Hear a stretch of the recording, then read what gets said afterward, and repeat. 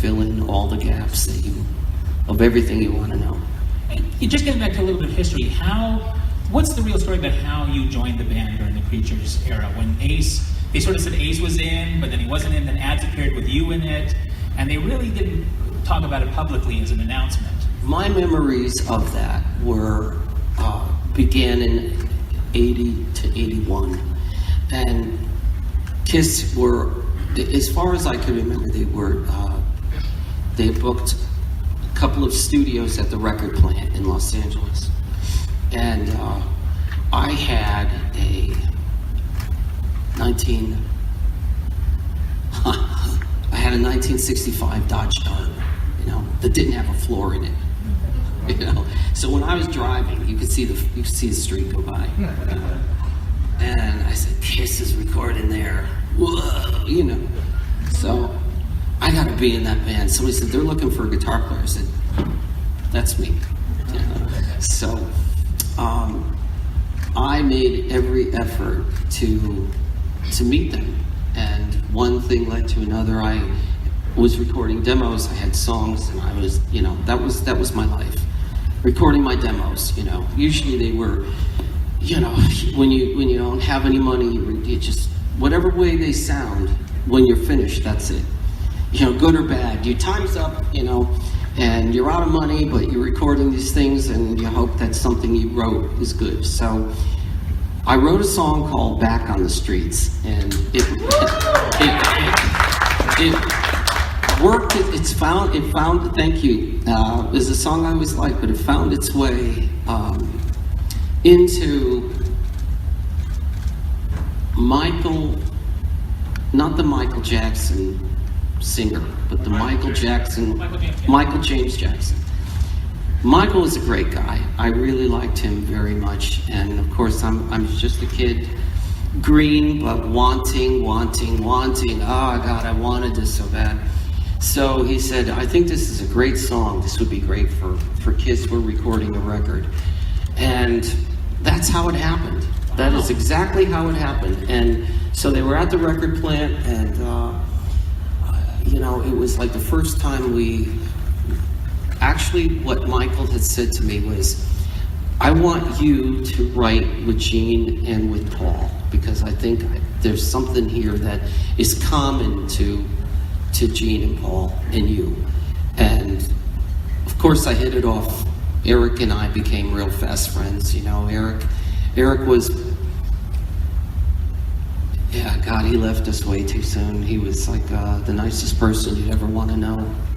Funny, my God, this guy would, just one after another, and you'd be on the floor and never get up laughing. So he was a wonderful person. And he was a person that he was an advocate. He wanted, I think, from what I could remember, he wanted me to be part of the band. Our writing started to happen, and it was good. It was really good. We had something that is hard to explain to people, and I just felt that this was my dream to be in this band. This was everything I had always wanted. It was like being in the Beatles, And we wrote "I Love It Loud." I never forget that. We were just one after another, after another, after another. And we had so many songs, and it just became this cornucopia of music that started to happen. And I'm thinking, God, this stuff is really good. Am I really doing this? Is this really happening? I'm living this, but I can't believe it's happening. And I could remember we were writing these "I Love It Loud." I remember it really well. "Killer" was another song we had done that I remember really well. And the memories that go around that are attached with this are incredible memories. I used to meet Gene. At the time, I think he had a relationship with Diana Ross. And I used to meet him at her house. She was not there, but she had this big cavernous living room. It was like about the size of this room, but this really high ceiling, And it just got, And I got the medicine. No, no, no. You know, it's just a guitar and a voice, and these lyrics are coming out, and you're going, I love it now. You know, and this whole thing just began to just instant. It's almost like it wrote itself, and a lot of songs were like that.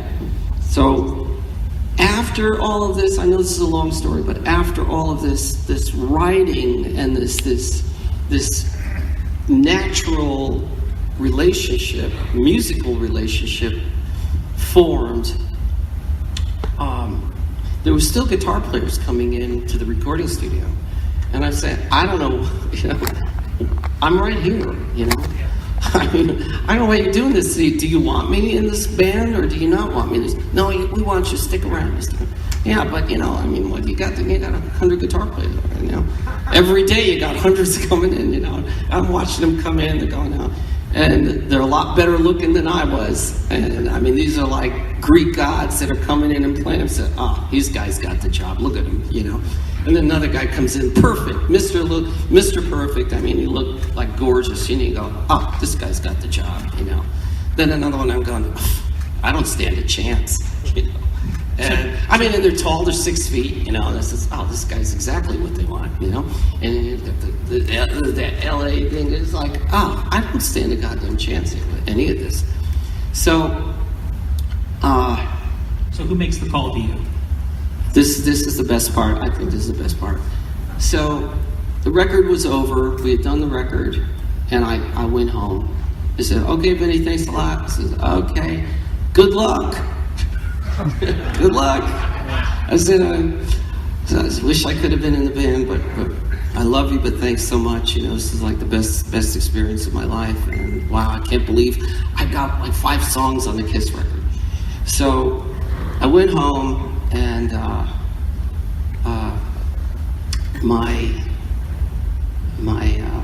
my wife at that time, her name was Anne Marie, and she was pregnant. And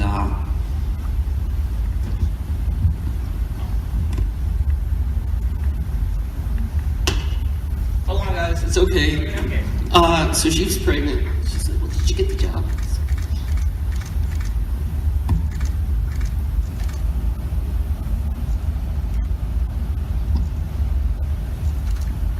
We love you, Vinnie. I'll be all right. We love you, Vinnie. You said you guys said you wanted it from the heart, so that's what I'm giving you. So she was pregnant. I didn't know we were having twins. So she said, did you get the job? I said, no. So Gina Paul and the band flew to New York, and I just remember, you know, I remember we had no furniture in our apartment. We had a black and white TV, and so I can't remember who called me. I think it was their tour managers. Vinnie, we want you to come to New York and play a solo for. It was Keep Me Coming. We want you to come fly to New York, so I did, and I played the solo. Everybody was happy, and I said, "Well, see you guys. You know, thanks for having me back." And I was at the airport, and Eric took me to the airport. I think it was LaGuardia. And I'm getting ready to get on the plane. He says, "Don't leave yet." I said, "Why?" He said, just don't leave." He said, "Cancel your flight." And so I think it was Gene. He said, cancel the flight. We got your hotel. We want you to stay, and we want to rehearse with you. So it was step after step after step after step. And so I remember calling home back to LA, and I said, I said, I don't know what's going on. I said, but I think this is going to be something that I'm, you know, I don't want to even imagine what it is because I don't want to jinx it, but I think something's happening. We rehearsed, and, you know, I used to do, like, these guitar solos and get on my knee, you know, and they go, "What are you gonna get on your knees for?" You know, and I said, "Well, I don't know, you know, it's what I do." So we had the rehearsals were great. I mean, it was really electrifying, you know, and we gelled. The music was really electric. I mean, I could feel the electricity, you know, like I've never felt it with anybody. So we said, I remember this was it. "Well, thanks a lot. I think we'll call you." And I'm thinking, geez, okay. So I said, "Eric, I booked a flight." He says, "I'll take you back to the airport." So I was like, my head was hanging, you know.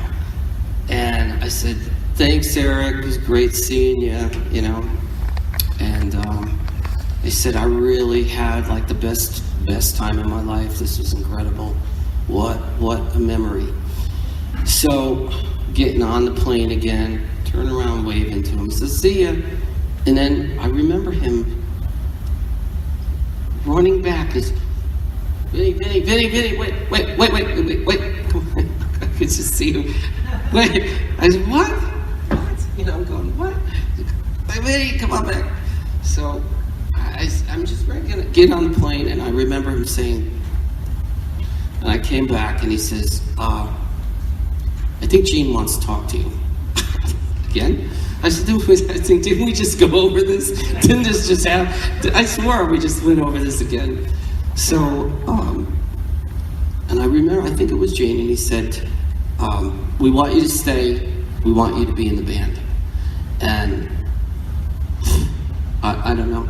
It's too hard to feel that emotion, you know. And so we need you to rehearse right away. We're starting the tour, and you got a lot to learn, you know, and you got to take Ace's place. And I thought, you want me in those, yeah, in that, yeah. And it was one after another, but it finally, you know, became me. I became it, and they taught me everything. They taught me so much, and it was they were the best teachers in the world. You know, nothing better, nobody better.